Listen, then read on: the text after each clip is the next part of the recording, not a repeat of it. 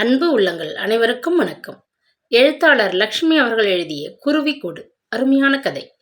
அலங்கார மேஜையின் ஆளுயர கண்ணாடி முன் அர்ச்சனா நின்று கொண்டிருந்தாள். ஞாயிற்றுக்கிழமை காலை வேலைக்கு விரைய வேண்டும் என்ற நிர்பந்தம் இருக்கவில்லை. கஞ்சி முடமுடப்புடன் பெட்டி போட்ட ஆரஞ்சு வண்ண சேலையும் அதற்கேற்ற ரவிக்கையும் அணிந்து கொண்டு தலைமுடியை வாரி கட்டிக்கொண்டு அவள் வெளியே புறப்பட ஆயத்தம் செய்து கொண்டிருந்தாள். ஆரஞ்சு வண்ண வாயில் புடவை அவளுக்கு மிகவும் எடுப்பாகத்தான் இருந்தது. சில தினங்களுக்கு முன் அவள் தனது அலுவலகத்திற்கு இதே சேலையை கட்டிக்கொண்டு போனபோது கௌதம் சொன்னது நினைவுக்கு வரவே தனக்குள் மெல்ல சிரித்து கொண்டாள். இந்த நிறம் உனக்கு ரொம்ப பொருத்தமாக இருக்கு. நீ அலுவலகத்தின் முன்பக்கத்து தோட்டத்திற்குள் நுழையும் போது மாடியில் இருந்தபடியே பார்த்து கொண்டிருந்தேன். நெருப்பு பிழம்பு நடந்து வந்து கொண்டிருந்ததை போன்றதொரு பிரமிப்பு. ஆமாம், உண்மையில் நீ நெருப்புக்கு சமமானவள். உன்னை யாரும் எளிதில் அணுகவே முடியாது. கண்டிப்பும் கராருமாக நீ நடந்து கொள்ளும் முறை எனக்கு ரொம்பவே பிடித்திருக்கு.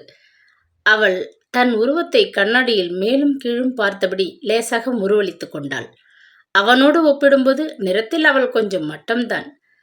நிழலில் அமர்ந்து வேலை செய்தாள். அதனால் அவளது மாநிற மேனி வெயிலில் கருக்காது வெளித்திருந்தது. ஓங்கி உயரமாக ஒடிசலாக இருந்தாள். அத்துடன் வயது தெரியாத ஒரு இளமை தோற்றம். அது அவர்கள் வீட்டு பரம்பரை சொத்து. வரைந்து வைத்தது போன்ற புருவங்கள், வரிசை பற்கள், இடைவரை தொங்கிய வழவழவென்ற நீண்ட கூந்தல் அவளது தோற்றத்திற்கு கவர்ச்சி ஊட்டின.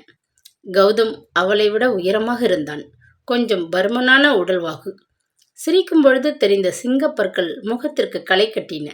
தன் சுருண்ட கிராப்பு முடியை அவன் மேலே வழித்து வாரிக்கொண்டிருந்த விதம் அவளுக்கு ரொம்பவே பிடித்திருந்தது. எந்தவித உடை அணிந்த போதிலும் அவனது தோற்றம், நிறத்தில் எல்லாமே பொருத்தமாக இருப்பதாக அவளுக்கு தெரிந்தது. அவள் வேலை செய்த நிறுவனத்தில்தான் கௌதம் வேலை பார்த்து வந்தான். உமா கெமிக்கல்ஸ் என்னும் அந்த கம்பெனிக்கு கல்கத்தாவில் இருந்த தலைமை அலுவலகமும் பெங்களூர், சென்னை இரண்டிலும் கிளை அலுவலகங்களும் இருந்தன. 2 ஆண்டுகளுக்கு முன்னர் தான் அவன் கல்கத்தாவிலிருந்தும் மாற்றலாகி உத்தியோக உயர்வுடன் சென்னைக்கு வந்து சேர்ந்திருந்தான். கம்பெனியின் விற்பனை பகுதியில் தலைமை அலுவலராக வந்து சேர்ந்த அவனை பற்றி மெல்ல பல கிசுகிசுக்கள் காற்று வாக்கில் அவள் காதுகளில் விழுந்தன. வேலைக்கு வந்து 1 ஆண்டு காலம் ஆகியும் அவன் அவளை சந்திக்கும் போது வழியே பேசவோ யார் என தெரிந்து கொள்ளவோ முற்பட்டதில்லை. அந்த அலுவலகத்தில் இருந்த யாரிடமும் அவன் நெருங்கி பழக முயன்றதே இல்லை. பட்டும் படாமலுமாக மிகவும் விட்டோத்தியாக தான் இருந்தான். அவளை விட உயர் அதிகாரியாக இருக்கிறோம் என்ற கர்வம் போலிருக்கிறது எனதான் எண்ணினாள். அந்த ஆண்டு கம்பெனியின் வருஷ விழாவின் விருந்தின் போது அவன் பக்கத்தில் அவள் அமர நேரிட்டது. என் பெயர் கௌதம். நான் விற்பனை பகுதியில் போன ஆண்டுதான் வந்து சேர்ந்தேன் என்று தன்னை அவன் அறிமுகம் செய்து கொண்டான். உங்களை பற்றி சில எனக்கு தெரியும். கிசுகிசுக்களை கூட கேள்விப்பட்டிருக்கிறேன் என அவள் சொல்ல முடியாதே. என் பெயர் அர்ச்சனா. நான் அக்கவுண்டன்ட் செக்ஷனில் வேலை பார்க்கிறேன். இந்த நிறுவனத்தில் வேலைக்கு சேர்ந்து 4 ஆண்டுகளுக்கு மேலாகிவிட்டது. நான் சென்னையை சேர்ந்தவன்தான்.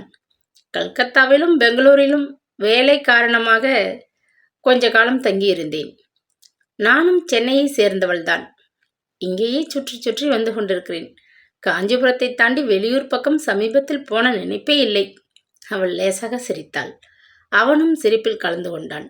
இப்படி மெல்ல ஆரம்பித்த சிநேகம் பின்னர் அவளை கம்பெனியின் வாயிற்புறத்து பெரிய தோட்டத்திலோ, மாடிப்படிகளிலோ, லிப்டிலோ எங்கே கண்டபோதிலும் நேசபாவத்துடன் புன்னகைத்தான்.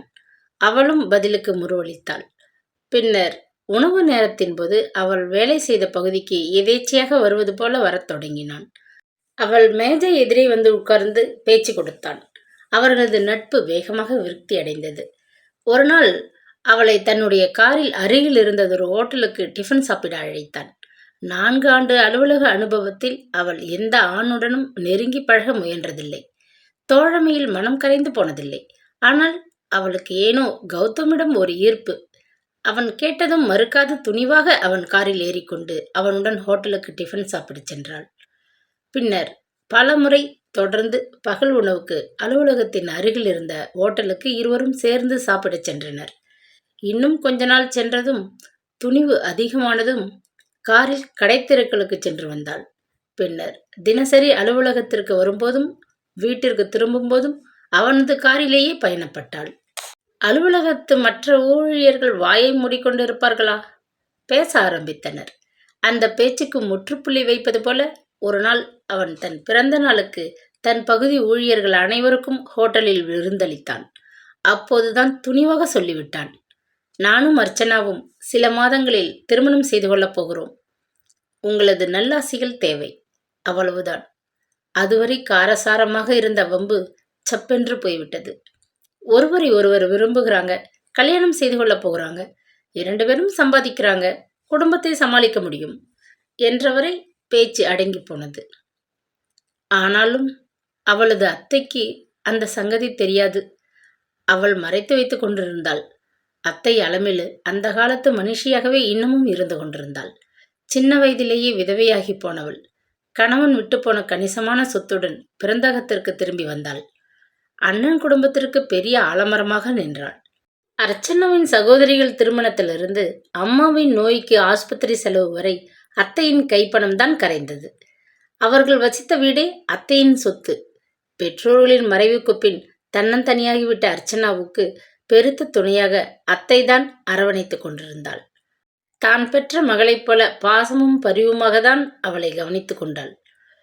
அலுவலகம் கிளம்பும் முன் காஃபி பலகாரம் தந்து வாசல் வரை வந்து தினமும் வழி அனுப்பினாள். திரும்பி வந்ததும் குளிக்க வெந்நீர் போட்டு தந்து சூடான சாப்பாட்டை பரிமாறி எத்தனை உபச்சாரம் செய்தாள். இத்தனைக்கும் வீட்டு செலவுக்கு என்று அவள் எதையுமே அர்ச்சனாவிடம் கேட்டதில்லை. அர்ச்சனாவுக்குத்தான் அவமானமாக இருந்தது. உழைப்பை வாங்கிக் கொள்வது போதாது போல அத்தையின் சொத்தையும் சிறுக சிறுக அப்படி வாங்கிக் கொள்வது முறையல்லவே. மாதம் ஒரு குறிப்பிட்ட தொகையை அத்தையிடம் அவள் தன் சாப்பாட்டு செலவிற்காக ஆரம்பத்தில் தந்து கொண்டிருந்தாள். அத்தை வாங்க மறுத்தாள். பின்னர் பொருட்களின் விலைவாசி உயர ஆரம்பித்த போது தன் வட்டி பணத்திலே குடும்பத்தை நிர்வகிக்க முடியாது அரை மனதுடன் ஏற்றுக்கொண்டாள். கணவன் விட்டுப்போன பணத்திலே அந்த காலத்தில் வாங்கிய சின்னஞ்சிறு வீடு, காரை கட்டிடம். அது ஒரு காலத்தில் சாதாரணமானதொரு தெரு வீடாக இருந்தது. இப்பொழுது பக்கத்திலேயே பல பிளாட்டுகளும் சிறப்பு அங்காடி ஒன்றும் தோன்றிவிட்டதில் தெருவின் அந்தஸ்தும் வீடுகளின் தரமும் உயர்ந்து போனது. அத்தை அலமேலு தன் வீடு, தோட்டம், கோவில் என்ற 3ஐ தவிர அதிகம் வெளியில் அலைகிறவள் இல்லை. அக்கம் பக்கத்தாருடன் நெருக்கமாக பழகி வம்பை விலக்கி வாங்கி கொள்ளும் பழக்கமும் இல்லை. எனவே அவளுக்கு அர்ச்சனாவின் நடவடிக்கையை பற்றி எதுவுமே தெரியாதிருந்தது. ஆச்சரியமே இல்லை. நீண்ட நாட்கள் கௌதமை பற்றி அத்தையிடம் ஒளித்து வைக்க அர்ச்சனாவுக்கு மனமே இருக்கவில்லை. அர்ச்சனா பிறந்தபோது அவள் தாய்க்கு உடல்நிலை ஆபத்தாகிவிடவே ஆஸ்பத்திரியில் சில நாட்கள் அதிகம் தங்க நேர்ந்தது. பிறந்த குழந்தையை வாரி தன் மடியில் போட்டுக்கொண்ட நாளிலிருந்து அத்தைதான் அவளை வளர்த்து ஆளாக்கியவள். அவளை ஏமாற்றுவது போல உண்மையை ஒளித்து வைப்பது முறையா என்ற குற்ற உணர்வு நெஞ்சை ரம்பமாக அறுக்க, சொன்னால் அத்தை ஒப்புதல் தருவாளா என்ற அச்சம் வாயை கட்டிப்போட, அத்தைக்கு எதிராக அவள் திருமணத்தை தானே முடித்து கொண்டாள். தள்ளாத வயதில் அலமேலு அந்த அதிர்ச்சியை தாங்குவாளா என்ற கவலையில் அவள் சில நாட்களாக தத்தளித்து கொண்டிருந்தாள். விதவையாகி வீட்டுக்கு வந்ததுமே அலமேலுவை படிக்கச் சொல்லி அண்ணா வற்புறுத்தினார். ஆனால் அத்தை அடுப்பாங்கரையை ஆக்கிரமித்துக் கொள்வதிலே சிந்தையாக இருந்தாள். அதன் பயன் அவளை ஒத்த அந்த காலத்து பெண்கள் படித்து பட்டதாரிகளாக இருந்த சமயம். அத்தை ஏனோ 4 வார்த்தை படிக்கவும் எழுதவும் மட்டுமே தெரிந்து கொண்டு நிம்மதியாக இருந்து விட்டாள். லேசாக பவுடரை முகத்திலே ஊற்றிக்கொண்டு கண்ணாடியில் மீண்டும் தன்னை அழகு பார்த்து கொண்டு நின்றவளை அத்தை கூப்பிட்டாள். அக்காவை பார்க்க போகணும்னு சொன்னியே, நேரத்தோட காஃபி பலகாரத்தை முடித்துக்கொண்டு வெயிலுக்கு முன் கிளம்பக்கூடாதா? அன்போடு கடிந்து கொண்டு அறைக்குள் எட்டி பார்த்தாள். தன் சகோதரனின் வேண்டுகோளுக்கு உட்பட்டு அலமேலு வெள்ளை புடவை அணிவதில்லை. வண்ணப்புடவையும் வெள்ளை ரவிக்கையும் விபூதி நெற்றியுமாக வீட்டில் வளைய வந்து கொண்டிருந்தாள். காஃபி ஆறிப்போகுது, எத்தனை தடவை கூப்பிடுவேன்? அலுப்பு தெரிந்த குரலில் அத்தை அதட்டியதும் பரபரப்புடன் தன் அலங்காரத்தை முடித்துக்கொண்டு சாப்பாட்டு அறைக்கு வந்தாள். அர்ச்சனா சம்பாதிக்க தொடங்கிய பின்னர் வாங்கி போட்ட 4 நாற்காலிகள் கொண்ட சின்ன மேஜை. அத்தை எப்பொழுதும் தரையில்தான் அமர்ந்து சாப்பிடுவது வழக்கம். வேலைக்கு போகும் பெண் நீ, புடவை நசுங்கி விடாமல் இருக்க மேஜை முன் அமர்ந்து சாப்பிடணும் என்றால் பழக்கமில்லை என்று முரண்டு பிடிப்பாள். ஒரு சிறு சங்கதிக்கே மறுப்பு தெரிவிக்கும் அத்தை அவளது திருமணத்திற்கு ஒப்புதல் தருவாளா? தன் அத்தை அந்த காலத்து பெண்மணி. தனிமையை பற்றி தீவிரமாக சிந்திக்காது காலத்தை கட்டுப்பாட்டுடன் எப்படியோ ஓட்டிவிட்டாள். ஆனால் அர்ச்சனா இந்த காலத்து பெண். இளமை இன்னமும் அழியாத வயது. அவளை ஒத்தவர்கள் கல்யாணம் செய்து கொண்டு கணவனும் மனைவியுமாக ஜோடியாக கடற்கரையில் உலாவுவதை பார்க்கும்போது எத்தனை முறை அவள் மனம் சங்கடப்பட்டிருக்கிறது.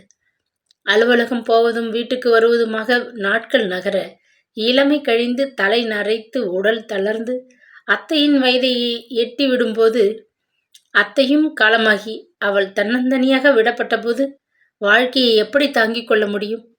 மீதி காலத்தை எப்படி கழிக்க முடியும்? இரவும் பகலும் இதே சிந்தனைதான். பஸ் நிலையத்தில் அன்றாடம் அவளை காரில் ஏற்றிக்கொண்டு சென்று திரும்ப அலுவலகம் முடிந்ததும் காரில் அழைத்து வந்து தெரு முனையிலே இறக்கிவிட்டு போய்க் கொண்டிருந்த கௌதமை வீட்டுக்கு அழைத்துச் சென்று ஒரு நாள் அத்தைக்கு அவள் அறிமுகம் செய்தாக வேண்டும். ஆண் வாடையே இல்லாத அவர்கள் வீட்டில் அவனை வரவேற்பறையில் உட்கார வைத்து காஃபி உபச்சாரத்திற்கு பின், அத்தை, கௌதம் என்னோடு வேலை பார்க்கிறவர். இவரை நான் கல்யாணம் செய்துக்கப் போகிறேன். இந்த வீட்டை வாடகைக்கு விட்டுவிட்டு நீங்கள் எங்களோடு இவரது வீட்டில் வந்து வசிக்கப் போறீங்க, சரிதானே என்று கேட்க வேண்டும். அத்தையின் முகம் குங்குமமாக சிவந்து போகும். கண்களில் நீர் பளபளக்க வார்த்தைகள் வராது. உணர்ச்சி வசத்தில் தடுமாறி போவாள். என்ன சொன்னே? கல்யாணம் பண்ணிக்க போகிறாயா? நெருப்பை மிதித்து விட்டவள் போல திகைப்புடன் கேட்பாள். பின்னர் பலவிதமான குழப்பங்கள். அத்தை கண்ணீருடன் பின்னறைக்குள் முடங்கிக் கொள்வாள். இப்படி ஒரு சிக்கலா என்று கௌதம் கலங்கி போவான். இதையெல்லாம் தவிர்க்க அக்கா செண்பகத்திடம் அவள் முன்னதாக பேசி அவளது அபிப்பிராயத்தை கேட்டு அத்தைக்கு ஆலோசனை சொல்ல அவளை ஏவி விட வேண்டும். அவளது 2 சகோதரிகளில் பெரிய அக்கா செண்பகம் உள்ளூரிலேயே வசதியாக வாழ்கிறவள். 10 ஆண்டு காலம்தான் அவளது திருமண வாழ்வு நீடித்திருந்தது. எஸ்டேட் ஏஜென்சியில் வாரி குவித்து கொண்டிருந்த அவளது கணவர் மாரடைப்பில் திடீரென்று போய்விட்டார். ஆனால் அவளுக்கு அழகானதொரு பங்களாவையும் போக வர உபயோகத்திற்கு காரையும் கணிசமானதொரு தொகையை வங்கியிலும் வாடகைக்கு விட்டு வாழ 2 பிளாட்டுகளையும் விட்டு போயிருந்தார். பிள்ளைக்குட்டி இல்லாத தனிக்கட்டை தான் செண்பகம். செலவழிக்க பணம் ஏராளம் இருந்தும் அவளுக்கு தாராள மனம் இல்லை. சின்னக்கா ரேவதி பம்பாயில் வாழ்ந்து கொண்டிருந்தாள். அவளது கணவன் நிறையத்தான் சம்பாதித்தார். 2 குழந்தைகள், பம்பாய் வாசம் அவளது பணத்துக்கு நாசம் விளைவித்துக் கொண்டிருந்தன. ஆனாலும் அவளுக்கு ரொம்பவே தாராள மனம். எப்பொழுதாவது அவர்களை பார்க்க பம்பாயிலிருந்து வந்தால் வெறும் கையுடன் வரவே மாட்டாள். அர்ச்சனா, உனக்கு உள்பாவடைகள் தேவையாக இருக்கும் என்று 6 வெள்ளை பாவாடைகள் வாங்கி வந்தேன். விலை மலிவுதான், ஆனால் உயர்ந்த ரகம். இங்கே கிடைக்காது. அத்தை, உங்களுக்கு பூனா புடவை ஒன்று என் பரிசாக கொண்டு வந்திருக்கிறேன். அக்கா, இவையெல்லாம் எதற்கு? வீணாக பணத்தை ஏன் அப்படி பாழாக்குறீங்க? அவள் கடிந்து கொள்வாள். பணம் இன்று வரும், நாளை போகும். உறவு அப்படியா? இரத்த பாசத்துக்கு முன் பணம் எம்மாத்திரம் என தர்கிப்பாள்.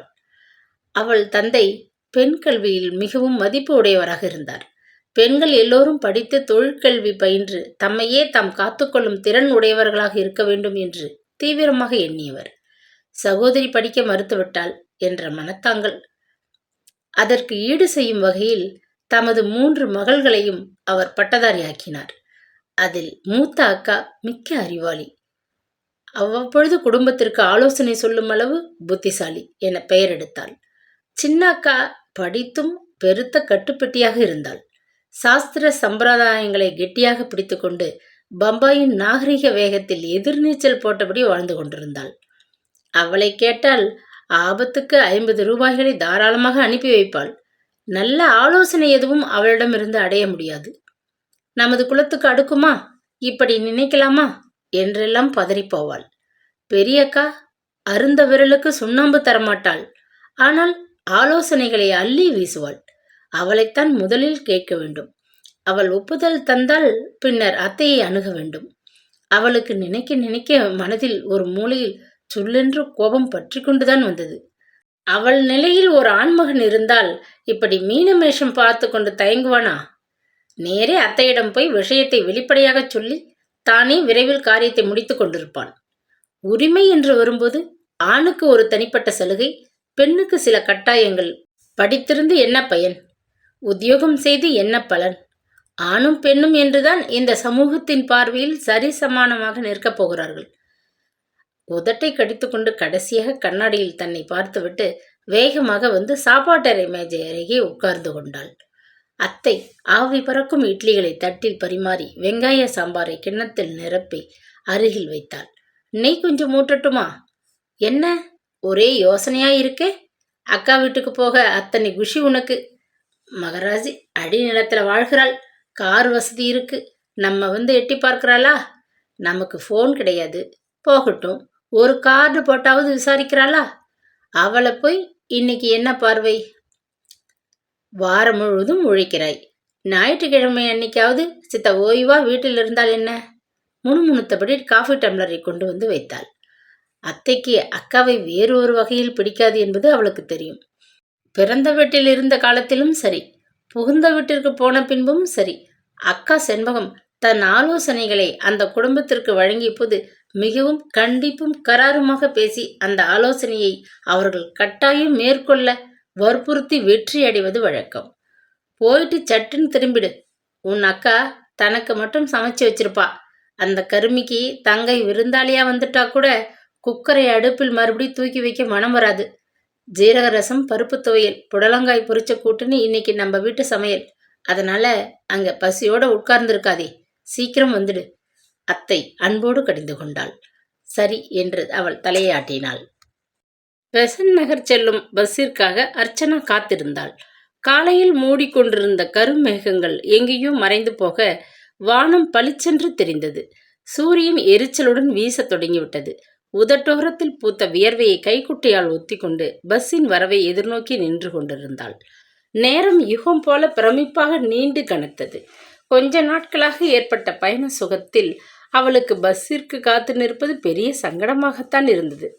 காலையிலும் மாலையிலும் கௌதமுடைய காரில் சவாரி செய்து பழக்கப்பட்டு போனவளுக்கு பஸ் பயணம் பெருத்த அலுப்பு தரும் சமாச்சாரமாக தான் இருந்தது. தெரு மூலையில் இருந்த பெட்டிக்கடையில் வரும்போதே ஒரு பாக்கெட் பிஸ்கெட்டை வாங்கி கொண்டாள். வழியில் எதிர்பட்ட தள்ளுவண்டிக்காரரிடமிருந்து 4 சாத்துக்குடி பழங்களை வாங்கி தோல்பையில் போட்டு கொண்டிருந்தாள். அவள் போக வேண்டிய பஸ் பெருத்த குழுக்களுடன் நிலையத்தில் வந்து நின்றது. ஞாயிற்றுக்கிழமையில் அந்த வேளையில் கூட பஸ்ஸில் ஒரே கூட்டம். எங்கேயாவது கிளம்ப மாட்டோமா என தவிப்பவர்கள் போல ஆணும் பெண்ணும் குழந்தைகளுமாக புறப்பட்டு விட்டிருந்த கூட்டத்தில் திணறி கொண்டிருந்தது பஸ். ஒரு சிலர் இறங்கி முடிப்பதற்குள் இரட்டிப்பு மடங்கு கூட்டம் உள்ளே தன்னை திணித்து கொள்ள மூச்சு திணற எப்படியோ ஏறிவிட்டாள். அதில் அவளது அதிர்ஷ்டம். பெண்கள் உட்காரும் இடத்தில் ஜன்னல் ஓரமாக ஒரு காலி இடம் தென்பட முதலில் நகர்ந்து தொப்பென்று உட்கார்ந்து விட்டாள். இனி பஸ் எப்போது வேணுமானாலும் புறப்படட்டும், எங்கே வேணுமானாலும் நிற்கட்டும், எப்படி வேணுமானாலும் குலுங்கி தொலையட்டும் என்ற விரக்தியில் டிக்கெட்டுக்கு சில்லறையை கொடுத்துவிட்டு நிம்மதியாக சாய்ந்து கொண்டாள். மனதிலே எண்ணங்கள் அலைபாய்ந்து கொண்டிருந்தன. அக்கா செண்பகம் பெசன்ட் நகர் ஆரம்ப சாலையிலேயே பிரதான சாலையை ஒட்டியதொரு அழகான பங்களாவில் வசித்து கொண்டிருந்தாள். அவளது கணவர் தமது சொந்த உபயோகத்திற்காக அழகு பார்த்து கட்டிய வீடு அது. அக்கா அதை மேலும் சீர்திருத்தி படு சுத்தமாக கண்ணாடி போல வைத்து கொண்டிருந்தாள். முன்னால் இருந்த சிறு தோட்டத்திலே எத்தனை மலர் செடிகள், பின்னால் இருந்த பூமியில் சிறு காய்கறி தோட்டம் போட்டிருந்தாள். ஒரு கொத்து கருவேப்பிலையை கூட மரத்திலிருந்து யாரும் பறித்து கொள்ள அனுமதிக்க மாட்டாள் அக்கா. அதை போலவே வீட்டுக்குள்ளே முன்னறையில் அலங்காரமாக போடப்பட்டிருந்த சோஃபாக்களை விருந்தாளிகளின் குழந்தைகள் அழுக்கு பண்ண குதித்து கூத்தாடி நாசம் செய்ய பொறுக்க மாட்டாள். குழந்தை குட்டிகளுடன் யாராவது அவளை பார்க்க வந்துவிட்டால் வாசல் வராந்தாவில் போட்டு வைத்திருக்கும் பிரம்பு நாற்காலிகளிலே உட்கார வைத்து பேசி ஃப்ரிட்ஜில் இருந்த குளிர் தண்ணீரை டம்ளரில் நிறைத்து கொடுத்து சர்க்கரையாக பேசி சடுதியில் அனுப்பிவிடுவாள். பூதம் காத்து கொண்டிருப்பது போல யாருக்காக அந்த வீட்டையும் மற்ற சொத்தையும் அவள் காத்து வருகிறாளோ? கடவுளுக்குத்தான் வெளிச்சம். பெருமூச்செறிந்தபடி அர்ச்சனா பஸ் நிறுத்தத்தில் இறங்கி குடையை விரித்து கொண்டு மெல்ல நடந்தாள். கேட்டை மெல்ல திறப்பதற்குள் அக்கா வீட்டு பொமரேனியன் ஆக்ரோஷமாக குறைத்து கொண்டு ஓடி வந்தது. ஸ்வீட்டி, சும்மா இரு, என்னை தெரியலையா என்று அதட்டிவிட்டு கேட்டை திறந்து கொண்டு உள்ளே சென்றாள். குரலை கேட்டதும் குறைப்பதை விட்டு நாய் மெல்ல வாழையாட்டி கொண்டு அவளை பார்த்தது. அக்காவின் வீட்டுக்குள் அவள் வந்து சில மாதங்கள் ஆகிவிட்டிருந்தன. அலுவலகத்தில் நேரம் கிடைத்தபோது வசதி கிட்டிய சமயம் அக்காவுக்கு ஃபோன் செய்வதோடு சரி. அக்கா தானே வெளியே ஃபோன் செய்து விசாரித்து விட மாட்டாள். அப்படி ஒரு தனித்தன்மை. முன்பு வந்தபோது அக்காவின் நாய்க்கு கூட ஒரு பொட்டலம் பிஸ்கெட் வாங்கி வந்திருந்தாள். அத்தனை பிஸ்கெட்டையும் லபக் லபக்கென்று கவ்வி கடித்து விழுங்கிய அந்த நாய் அவளை இப்போது மறந்து போய்விட்டிருக்கிறதே. வர வர உலகம் ரொம்பவே கெட்டுத்தான் விட்டிருக்கிறது. நாய் கூட நன்றியை மறந்து விடுகிறது என்றால் என்று எண்ணி சிரித்தபடி அவள் வராந்தாவை தாண்டி அழைப்பு மணியை மெல்ல ஒரு தரம் சினுங்க விட்டாள். ஸ்நானம் செய்த கூந்தலை காய வைத்து வாரி முடித்து கொண்டு சுத்தமானதொரு நூல் சேலை அணிந்து கொண்டு தோட்டத்தை மேற்பார்வையிட கிளம்பி கொண்டிருந்த சண்பகம் கதவை திறந்தாள். புது தோட்டக்காரன் தான் வந்துவிட்டான். ஸ்வீட்டி கோபத்துடன் குலைக்கிறதுன்னு நினைச்சேன். வா வா என்று அழைத்தாள் அக்கா. நேத்தே ஆஃபீஸிலிருந்து வரேன் என்று ஃபோன் செய்தேனே அக்கா, மறந்து போயிட்டீங்களா? செல்லமாக சினுங்கிக் கொண்டே உள்ளே நுழைந்த அர்ச்சனா காலணிகளை ஓரமாக கழற்றி வைத்துவிட்டு அக்கா சுட்டி காட்டிய ஆசனத்தில் அமர்ந்து கொண்டாள். ஞாயிற்றுக்கிழமை கட்டாயம் போகன்வில்லாவை கத்தரித்து ஒழுங்கு செய்கிறேன்னு சொன்னான் தோட்டக்காரன். படு சோம்பேறி, மட்டம் போட்டு விட்டிருக்கிறான், இனிமேல் வரமாட்டான் என்று சலிப்பாக பேசியபடி நாயை உள்ளே அழைத்து கொண்டு வாயிற்கதவை தாளிட்டாள். பின் வராந்தாவில் நாயை தள்ளி கதவை மூடிவிட்டு சகோதரியுடன் பேச எதிரே உட்கார்ந்து கொண்டாள். காஃபி ஜூஸ் ஏதாவது சாப்பிட்றியா? அக்கா அருமையாக கேட்டாள். அத்தையின் எச்சரிப்பு நினைவில் நிழலாடியது. வேண்டாம், இப்பத்தான் காஃபி பலகாரம் சாப்பிட்டுட்டு கிளம்பினேன். கொஞ்சம் ஜில்லுன்னு தண்ணி கொடுத்தால் போதும் என்றாள். செண்பகத்தின் முகத்திலே நிம்மதி தெரிந்தது. காலையில் காஃபி பலகாரம் தயாரித்து விட்டு பகல் உணவை சமைத்து மேடை மீது வைத்து கேஸ் அடுப்பை மூடின பிறகு மாலை தேநீர் தயாரிக்கத்தான் மறுபடி திறப்பாள். இடையில் யாராவது வந்து தொலைந்து விட்டால் அவள் முகம் எரிச்சலில் நெருப்பாகிவிடும். அக்காவின் போக்கு அர்ச்சனாவுக்கு ரொம்ப பழக்கமான சங்கதியாச்சே. ஃப்ரிட்ஜை திறந்து தண்ணீர் பாட்டிலையும் சமையல் அறை மேடையிலிருந்து ஒரு டம்ளரையும் கொண்டு வந்து தாராளமாக காஃபி மேஜை மீது வைத்தாள் செண்பகம். தண்ணீர் பாட்டிலை திறந்து மெல்ல தண்ணீரை நிறைத்தபடி கேட்டாள். என்னவோ முக்கியமான சங்கதியை என்னிடம் பேசணும்னு தான் வரப்போறேன்னு சொன்னேன். என்னன்னு தெரிஞ்சுக்கலாமா?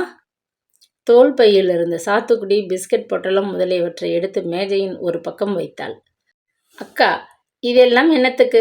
அதட்டினாள். வந்து பார்த்து கொஞ்ச நாளாகிறது. வெறுங்கையோடு போகக்கூடாதுன்னு அத்தை தான் சொன்னாங்க. அத்தை அலமெழுவை அக்காவுக்கு அவ்வளவாக பிடிக்காது. சுத்த கட்டுப்பட்டி, ஊதாரி, உலக விவகாரம் தெரியாத 10ஆம் பசிலி என பல மட்டமான எண்ணங்கள் அவளை பற்றி உண்டு. அக்கா தங்கைக்குள்ள இந்த சம்பிரதாயங்கள் எதுக்கு? நீ சம்பாதிக்கின்ற காசை கெட்டியா பிடிச்சு வச்சுக்க தெரியாம அத்தையை போல ஊதாரியா இருக்காதே, அதட்டினாள். அத்தைக்கிட்ட சொல்றதுக்கு முந்தி உங்ககிட்ட சொல்லி ஆலோசனை கேட்கணும்னு தான் வந்திருக்கேன். அக்கா, நான் கல்யாணம் செய்துக்க ஆசைப்படுறேன். சொல்லி முடிப்பதற்குள் அர்ச்சனாவின் முகம் சிவந்து போனது. திடுக்கிட்டு நிமிர்ந்து உட்கார்ந்தாள் சண்பகம். எதிரே இருந்த தங்கையை ஏற இறங்க பார்த்தாள். 27 வயது, ஒரு வயதா? இந்த காலத்தில் 40 வயது பெண்கள் கூட மாப்பிள்ளை தேவை என்று விளம்பரப்படுத்துகிறார்களே. இந்த வயதில்தான் கல்யாணம் செய்து கொள்ள வேண்டும் என்று பெண்ணுக்கு திருமண வயதை குறிப்பிட்டு வைப்பது கட்டுப்பட்டித்தனம்தான். என்னக்கா பதிலே காணோம்? மெல்லியதாக முறவளித்தாள் அர்ச்சனா. நீ விரும்பினால் நான் மறுப்பு சொல்ல மாட்டேன். மாப்பிள்ளை பற்றி கொஞ்சம் சொல்ல முடியுமா? என் அலுவலகத்தில் உயர்மட்ட அதிகாரியாக வேலை செய்கிறவர். கௌதம்னு பேர். வயது? அக்கா வியப்புடன் கேட்டாள். 36 வயது. பார்க்க ரொம்ப இளமையாக தெரிகிறார். 36 வயது வரை கல்யாணம் ஆகாமலா இருக்கிறார்? இல்லை அக்கா, கல்யாணமாகி 2 குழந்தைகள் இருக்கிறவர். மூத்த பையனுக்கு 12 வயதாகிறது, பெண்ணுக்கு 10 வயது. மனைவியை இழந்தவரா? 2ஆம் தரமாக உன்னை மணந்து கொள்ள கேட்டாராக்கும். உனக்கும் வயசாயிடுச்சு. இந்த வயதில் சட்டுன்னு முதல் தாரத்துக்கு வரன் கிடைக்கிறதே கஷ்டம். மேலும் உன் நிலையில் அவள் முடிக்காது தங்கையை பார்த்தாள். அர்ச்சனா நெஞ்சம் துணுக்குற்றாள். விழுங்க முடியாத ஒரு வேதனை நெஞ்சை அடைத்தது. உண்மை ரொம்பவே கசந்தது. நம்ம வீட்டு பெண்களில் ரேவதியை தவிர நாம் மூவரும் அதிர்ஷ்டக்கட்டைகள். நம் அத்தை அலமேலு புருஷன் வீட்டுக்கு போனவள் வெகு சீக்கிரம் விதவையாகி பிறந்த வீட்டுக்கு திரும்பி விட்டாள். என்னை கட்டி கொடுக்கும்போது அப்பா ரொம்ப கை சளைச்சு போயிருந்தார். வரதட்சணை வேண்டாம் என்ற இடத்தில் 2ஆம் தரமாக தள்ளிவிட்டார். 10 வருஷம் கூட நான் வாழவில்லை. அக்காவின் குரலில் நடந்து போனதை பற்றி ஆங்காரம் துணித்தது. அக்கா, அப்பா ரொம்பவே வரன்களை உங்களுக்கு சல்லடை போட்டு சலிச்சு பார்த்தார். ஒன்றும் சரி கட்டி வரவில்லை. மேலும் நீங்கள் கல்யாண வயதை தாண்டி விட்டிருந்தீங்க. அதனால 2ஆம் தாரத்தை தவிர வேறு வரன் கிடைக்கவில்லை. இரண்டாவது மனைவியாக நீங்கள் வாழ்ந்ததில் என்ன குறைஞ்சு போயிட்டீங்க? வசிக்க வீடும், போக்குவரத்துக்கு காரும், எடுத்து செலவழிக்க கணிசமா வங்கியில் பணமும் அத்தான் வச்சுட்டு தான் போயிருக்கிறார். என்னைப் போலவா? என்று சொல்ல நாக்கு துடித்தது. தன்னை கட்டுப்படுத்தி கொண்டு புன்னகைத்தாள். உனக்கும் ரேவதிக்கும் அப்பா வரதட்சணை சீர் எல்லாம் கொடுத்து அமர்க்கலமா கல்யாணம் செய்தார். அப்பாவுக்கு ஆனாலும் ஓரவஞ்சனை ஆகாது. அக்கா கடந்து போன சங்கதிகளை பற்றி கசப்பு வழியே பேசினாள். அர்ச்சனா லேசாக சிரித்தாள். அக்கா, அத்தை தன் பணத்தை வாரி இறைத்து எங்களுக்கு கல்யாணம் செய்து வைக்க உதவினாள். உங்களுக்கு கல்யாணம் நிச்சயமான போது அத்தைக்கு கணவன் வீட்டு சொத்து கையில் வந்து சேரவில்லை. அப்பாவின் ஆதரவில் தங்கியிருந்தாள். ஞாபகம் இல்லையா? இருக்கு. தன் அண்ணன் மகள்களுக்கு அமர்க்கலமாக கல்யாணம் செய்து வைக்க வேண்டும் என்கிற வீண் பெருமை, வரதட்சணை சீர் என்று வகையாக அப்பா எனக்காக செலவழித்தார். என்ன பையன் அக்கா? கல்யாணத்தன்னைக்கு நான் விதவையாக போய்விட்டேனே. சொல்லி முடிப்பதற்குள் அவளுக்கு அழுகி தொண்டையை அடைத்தது. அவளது வாழ்க்கையில் ஏற்பட்ட அந்த துயரமான சங்கதியை யார் தொட்டு பேசினாலும் அவளுக்கு துக்கம் தாங்க இயலாது. முல்லை போல மனசை நெருடிய அந்த துயர சம்பவத்தை பற்றி அக்கா இப்போது ஏன் இப்படி கடுமையாக பேச வேண்டும்? உதட்டை கடித்து கொண்டாள் அர்ச்சனா. டம்ளரில் நிறைத்து வைத்திருக்கும் தண்ணீரை வேகமாக பருகினாள். இன்னும் கொஞ்சம் தண்ணீரை பாட்டிலிருந்து டம்ளரில் நிரப்பி வைத்து கொண்டாள். நினைவில் நீர்வீழ்ச்சியாக கடந்து போன அந்த சங்கதி வேகமாக வந்து நின்றது. அவளுக்கு 19 வயது தொடக்கத்தில்தான் திருமணம் ஏற்பாடாகியது. ஜாதக பொருத்தம் பார்த்து வரதட்சணை சேர் இத்தியாதிகளுடன் சம்பிரதாயமாக அப்பா செய்து வைத்த திருமணம். அர்ச்சனாவுக்கு அமைந்திருக்கும் மாப்பிள்ளை பார்க்க அழகாகவே இருக்கிறான். இன்ஜினியருக்கு படித்திருக்கிறானாம். கை நிறைய சம்பாதிக்கிறான். 10,000 வரதட்சணையாம். ஏன் கொடுக்கக்கூடாது? பையன் பின்னால் சம்பாதித்து கொட்டுவானே என்றெல்லாம் உறவினர்களிடையே பேச்சு அடிபட்டது. பெரியக்கா மாப்பிள்ளையை பார்த்து பெருமூச்சு விட்டாள். எனக்கு அப்பா ரொம்பவே மோசம் செய்து விட்டார். 40 வயதுக்கு மேலே தலை நரைச்சு தாடி நரைக்க தொடங்கின மனுஷனை பார்த்து கட்டி வச்சார். கல்யாண வீட்டிலே செண்பகம் ரொம்ப பொரிந்து கொண்டிருந்தாள். அப்பவே அத்தைக்கு ஒரு மாதிரியாகத்தான் இருந்தது. இந்த பொறாமைக்காரி கண்பட்டு தொலைக்கப் போகிறது என்று கவலைப்பட்டாள். மாப்பிள்ளையை இந்திரன் சந்திரன் வந்தவங்க போனவங்க கிட்ட ஏன் புகழ்ந்து தள்ளுறீங்க அண்ணா? ஒருத்தர் கண் போல இருக்காது ஒட்டு மொத்தமாக சொல்லி வைத்தாள். கூட பிறந்த சகோதரியின் வாழ்க்கையைக் கண்டு வயிற்றெரிச்சல் படும் அகங்காரி செண்பகம் என்பது அத்தையின் தவிர்க்க முடியாத அபிப்பிராயம்.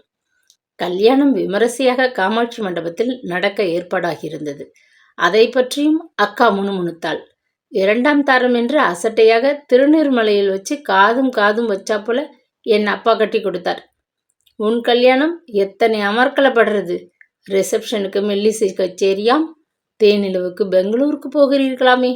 அதிசயப்பட்டாள் அக்கா. தாலியை கட்டி முடித்தான் மாப்பிள்ளை. மற்ற சம்பிரதாய சடங்குகள் முடிவடையும் முன் வயிற்றை பிடித்து கொண்டு பந்தலிலேயே சாய்ந்து விட்டான்.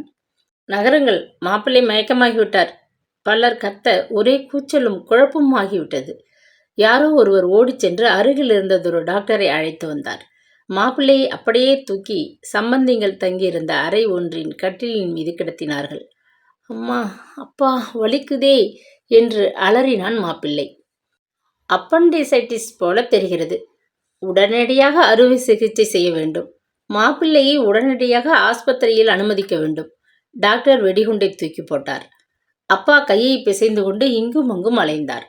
அத்தை புடவை தலைப்பை வாயில் அடைத்து கொண்டு அப்பவே அழ ஆரம்பித்து விட்டாள். கழுத்தில் மாலையும் மஞ்சள் கயிறுமாக நின்ற அர்ச்சனாவின் உடல் விடவிடவென்று நடுங்கியது.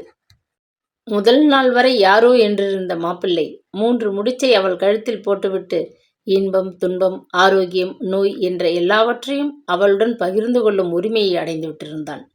தனியார் மருத்துவமனைக்கு ஆம்புலன்ஸில் மாப்பிள்ளையை அழைத்துச் சென்றனர். பின்னர் கல்யாண மண்டபம் களையிழந்து கவலையில் மூழ்கி போனது. நாயனக்காரர் அவசரமாக மூட்டையை கட்டினார். தாலி கட்டி முடிந்ததும் மலர் இதழ்களை இடத்திலிருந்து தூவிவிட்டு சாப்பாடு ஹாலை நோக்கி விரைந்தவர்கள் செய்தியை கேட்டு பாயாசத்தை ஒரே வாயாக குடித்துவிட்டு மோருக்கு கூட காத்திராது கையை உதறி கொண்டு எழுந்துவிட்டனர்.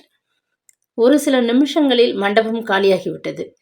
நெருங்கிய உறவினர்களும் கவலை படிந்த முகத்துடன் சமையல் ஆட்களும் மற்றும் சிலரும் மட்டுமே இருந்தனர். அப்பா மருத்துவமனைக்கு கூட போயிருந்தவர் வரும் வரை பச்சை தண்ணீரை கூட குடிக்காத கலவரத்தில் கண்ணீர் உகுத்தபடி கூடத்து சுவர் மீது சாய்ந்தபடி உட்கார்ந்திருந்தாள் அர்ச்சனா. அவளைச் சுற்றி உறவு பெண்களின் கும்பல் நின்று கிசுகிசுவென்று பேசியபடி புடவை தலைப்பால் கண்களை ஒத்தி கொண்டு காத்து கொண்டிருந்தனர். என்னத்துக்கு அழற? ஏதோ உடம்பு சரியில்லை, ஆஸ்பத்திரிக்கு அழைத்து கொண்டு போயிருக்காங்களே, நல்ல செய்தி வரும், அழாதே என்று ஒருத்தி அதட்டினாள். கல்யாண பொண்ணு கண்ணீர் விடக்கூடாது என்று கடிந்து கொண்டாள் இன்னொருத்தி. ஆளுக்கு ஒரு விதமாக பேசிக்கொண்டு நேரத்தை நகர்த்தி கொண்டிருந்தார்கள். பந்தலுக்கு வெளியே டாக்ஸி வந்து நிற்பதைக் கண்டு அக்கா செண்பகம்தான் விரைந்து சென்று பார்த்தாள். அப்பா இறங்கி தள்ளாடிபடி உள்ளே வந்ததைக் கண்டதுமே பயந்து போனாள். என்னப்பா, என்னாச்சு? செண்பகத்தின் ஓங்கிய குரல் எல்லோருக்கும் கேட்டது. ஆண்களும் பெண்களும் பரபரப்பாக வாசல் பக்கம் ஓடினார்கள். போயிட்டான். அப்பா போட்ட கூச்சலில் திடுக்கிட்டு எழுந்து நின்றாள் அர்ச்சனா. அவள் உடல் படபடத்தது. உடல் முழுவதும் நடுங்கியது. நான் வறண்டு போனது. அர்ச்சனா, இந்த கஷ்டம் வரவேணாமம்மா. நானாவது 10 வருஷம் வாழ்ந்தேன், பேர் பண்ணினேன். தாலி கட்டிய உடனேயே உன் புருஷனுக்கு யமன் வந்துட்டானே, இது என்ன கொடுமை? அக்கா செண்பகம் ஓங்கிய குரலில் அலற, பெண்கள் எல்லோரும் கூட கூக்குரலிட்டு அழ, அக்கா ரேவதி அவளை தன் மார்போடு அணைத்து கொண்டு அழுது மயங்கி விழ, அப்பப்பா, அந்த சம்பவத்தை நினைத்து பார்க்க முடியாத கோரம். நல்ல பெண் இவள். நாகதோஷம் இருந்திருக்க வேண்டும். பாவியின் கழுத்தில் மஞ்சள் கயிற்றை கட்டி முடிக்கும் முன் யமன் தன் பாச கயிற்றை பிள்ளையாண்டான் கழுத்திலே போட்டுட்டானே, ரொம்ப தூக்கிரி. இந்த மாதிரியான கோராமையை நான் கேள்விப்பட்டதே இல்லை என்று பலர் இடித்து பேசிக் கொண்டிருந்தனர். மாப்பிள்ளை அப்பண்டிசன்ஸினால் இறக்கவில்லை, அர்ச்சனாவின் அதிர்ஷ்டத்தில் இறந்து போனான் என்பது போல பலர் தூற்றினார்கள். அதை கேட்டு துயரம் தாளாது அவள் மனம் வெடிக்கும் வரை அழுத அழுகை கொஞ்சம் நஞ்சமல்ல. ஆனால் மாப்பிள்ளை வீட்டார்கள் மிகவும் நாசுக்காகவே நடந்து கொண்டனர். அப்பா தந்த வரதட்சணை, சீர் எல்லாவற்றையும் திருப்பிவிட்டனர்.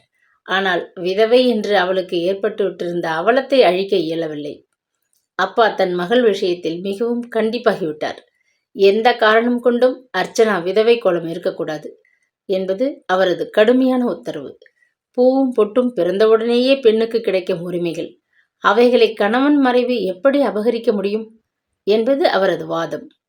அப்பாவின் சொற்படி அர்ச்சனா தன் பெயரை மிஸ் அர்ச்சனா என்று தொடர்ந்து வைத்துக் கொண்டாள். எப்பொழுதும் போல வண்ணச் சேலைகளை தான் அணிந்து கொண்டாள். நெற்றியில் குங்குமப்பொட்டும் தலையில் பூவுமாக அவள் காட்சியளித்தாள். அதற்கு பின்னர் பாதியில் போன பட்டப்படிப்பை தொடர்ந்தாள். ஆரம்பத்தில் அவள் விதவை கோலம் ஏத்துக்காது இருப்பதை பற்றி உறவினர்களிடையே காரசாரமான பேச்சுக்கள் அடிபட்டன. பின்னர் தானே வம்புகள் அடங்கி போய்விட்டன. BA பட்டம் பெற்றதும் அப்பா அவளை டைப்பிங், ஷார்ட் ஹேண்ட் பயிற்சிக்கு அனுப்பி வைத்தார். அவைகளில் தேர்ந்த பின்னர் தமக்கு தெரிந்த இடத்தில் பகுதி வேலையில் அமர்த்தினர். 2 ஆண்டுகளுக்கு பின்னர் ஒரு பெண்கள் பள்ளியில் தட்டெழுத்தராக வேலை பார்த்தாள். அப்பா தொடர்ந்து முயன்று தமது நண்பர் ஒருவரின் பலத்த சிபாரிசின் மூலம் உமா கெமிக்கல்ஸின் கணக்கு வழக்கு பகுதியில் அவளை வேலையில் சேர்த்து விட்டார்.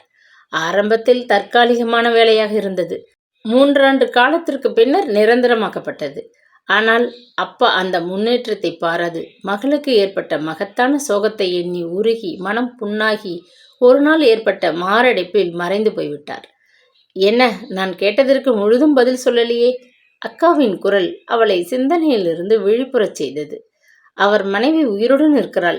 இங்கே சென்னையில்தான் இருக்கிறாள். அப்படின்னா? அக்கா திகைப்புடன் கேட்டாள். அவளை விவாகரத்து செய்து விட்டார். எதுக்கு விவாகரத்து செய்தாராம்? இருவரும் மனமுத்து வாழ முடியாத காரணத்தால். அலுவலகத்தில் உள்ள எல்லோருக்கும் இதை பற்றி தெரியும். உன் சங்கதி தெரிஞ்சிருக்கும். ஆனால் நேரே கேட்க யாருக்கும் துணிவிருக்காது. பரிதாபப்பட்டு வாயை மூடிக்கொண்டிருப்பார்கள்.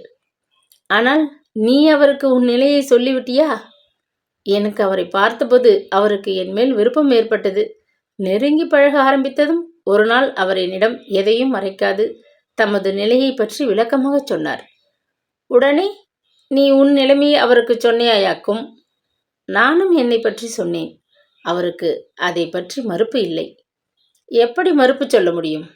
கௌதம் மனைவியோடு 2 குழந்தைகளுக்கு தகப்பனாகி பின் விவாகரத்து பெற்று தனியாகி விட்டிருக்கிறவன். பெயருக்கு கல்யாணம் என்று நடந்து மனப்பந்தலிலேயே விதவையாகி போனவள் நீ. உன்னை கட்டிக்க ஒப்புவது பரந்த மனசோடு எடுத்துக்கொண்ட முடிவு இல்லை. ஒன்றும் அறியாத விதவை. அவளை கட்டிக்கொள்வதில் தப்பில்லை என்ற எண்ணம்தான். நீயும் 2 குழந்தைகளுக்கு தாயாகி விட்டிருந்தால் அப்போது மனிதன் கொஞ்சம் யோசித்திருப்பார்.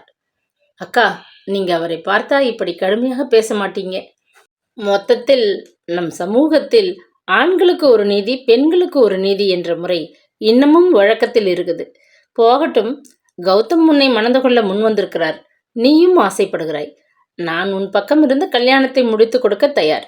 நம் அத்தை தான் கட்டுப்பட்டித்தனமாக ஏதாவது இடைஞ்சல் பண்ணலாம். அதே கவலைதான் எனக்கு அக்கா. கவலைப்படாதே, நான் வந்து கிழவிக்கு சரியான டோஸ் கொடுக்கிறேன். இன்னும் அவங்க கிட்ட நான் சொல்லலை, பயமாக இருக்கு. நான்சென்ஸ், நீ என்ன பச்சை குழந்தையா? இந்த கிழவி பொட்டுன்னு தலையை போட்டுட்டா நீ எப்படி தனியா வாழ முடியும்? அதுக்காக நான் கௌதமை கல்யாணம் செய்ய ஒத்துக்கலை அக்கா. புரிகிறது, நாங்க 2 பேரும் காதலிக்கிறோம் என்று சொல்ல வர. எனக்கு இந்த காதல் சமாச்சாரங்களில் நம்பிக்கை இல்லை. போகட்டும், காதலுக்கோ கட்டாயத்துக்கோ கௌதம் உன்னை மணந்து கொள்ள ஆசைப்படுறார். நீயும் விரும்புற. இனிமேல மீன மேஷம் எதுக்கு பார்க்கணும்? சீக்கிரம் வருகிற முகூர்த்தத்திலேயே கல்யாணத்தை ஜாம் ஜாம் நடத்தினா போச்சு. ஆமா, டைவர்ஸ் வாங்கி கல்யாணம் செய்துக்க வேண்டியதுக்கு உரித்தான காலம் வந்தாச்சா? டைவர்ஸ் ஆகி 4 வருஷத்துக்கு மேலாச்சுதே. பேஷ், அப்படின்னா விரைவில் கல்யாணத்தை முடிக்க வேண்டியதுதான். இரு, இந்த சந்தோஷமான செய்தியை சொன்னதுக்கு உனக்கு இனிப்பு கொண்டு வரேன் என்று எழுந்தாள் சண்பகம். சண்பகம் சமையலறை வலைபீரோவை திறந்து பத்திரமாக அலுமினிய டப்பாவில் வைத்திருந்த மைசூர் பாக்கு கட்டிகளில் 2 ஒரு தட்டில் எடுத்து வைத்து கொண்டு வந்தாள். அவளது கணவர் உயிருடன் இருந்த காலத்தில் அந்த வீட்டில் இனிப்புகளுக்கு இடம் இருக்கவில்லை. எக்கச்சக்கமானதொரு டயாபெட்டிஸ் நோயில் மிகவும் சிரமப்பட்டார் அவர். சர்க்கரை டப்பாவையே தூக்கி எறிந்துவிட வேண்டும் என்று கண்டிப்பாக டாக்டர் உத்தரவிட்டிருந்தார். கணவனுக்காக செண்பகம் வாயை கட்டிக்கொண்டு வாழ்ந்தாள். அவளுக்கு இனிப்பு ரொம்ப பிடிக்கும். மைசூர் பாகு, லட்டு, ஜாங்கிரி என்றால் உயிர். கணவன் மறைந்த பின்னர் அவள் அத்தனை நாளும் சாப்பிடாத இனிப்பு வகைகளை ஒட்டுமொத்தமாக தின்று முடிப்பவள் போல் அடிக்கடி ஏதாவது இனிப்பு பண்டத்தை செய்து அலமாரியில் வைத்துக்கொண்டு காஃபி டிஃபனுடன் சாப்பிட்டு மகிழ்ந்தாள். தனக்கென்று செய்து வைத்து கொண்ட மைசூர் பாகை தாராளமாக தங்கைக்கு வழங்கியதற்கு காரணம் இருந்தது. அவளுக்கு தன் கடைசி தங்கை அர்ச்சனாவை பற்றி கொஞ்சம் காலமாக பெருத்த கவலை ஏற்பட்டிருந்தது உண்மையே. அத்தை அலமேலு திடீரென்று செத்து வைத்தால் தனியாகிவிட்ட அர்ச்சனா, அக்கா, நீங்கள் தான் வைத்து ஆதரிக்கணும். தன்னந்தனியாக இந்த வயதில் நான் எப்படி வாழ்வேன் என்று புலம்பிக் கொண்டு வந்து ஒட்டி கொண்டு விட்டாள் என்று கிளி. எவனோ ஒருவன் அவளை கட்டிக்கொள்ள முன் வந்தால் தொலையட்டும், நமக்கு தொல்லை விட்டது என்று உள்ளூர நிம்மதி. அந்த நிம்மதியையும் மகிழ்ச்சியையும் கொண்டாடிய அவள் மனம் முவந்து மைசூர் பாகையும் குளிர்பானத்தையும் தந்து உபசரித்தாள். விரைவாக வீட்டுக்கு திரும்ப விரும்பினாள் அர்ச்சனா.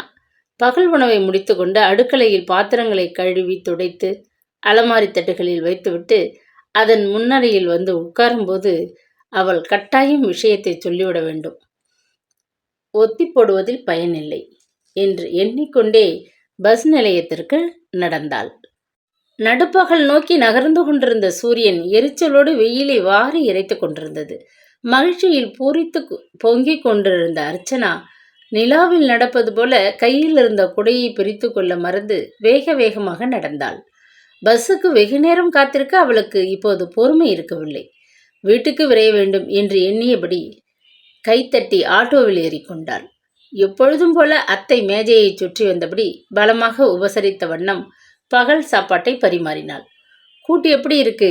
ஒன்றுமே சொல்லாம சாப்பிட்றியே? மனத்தாங்களுடன் கேட்டாள். ரொம்ப நல்லா இருக்கு அத்தை.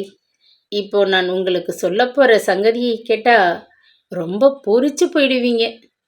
பூடகமாக சொல்லி புன்முறுவல் அளித்தாள்.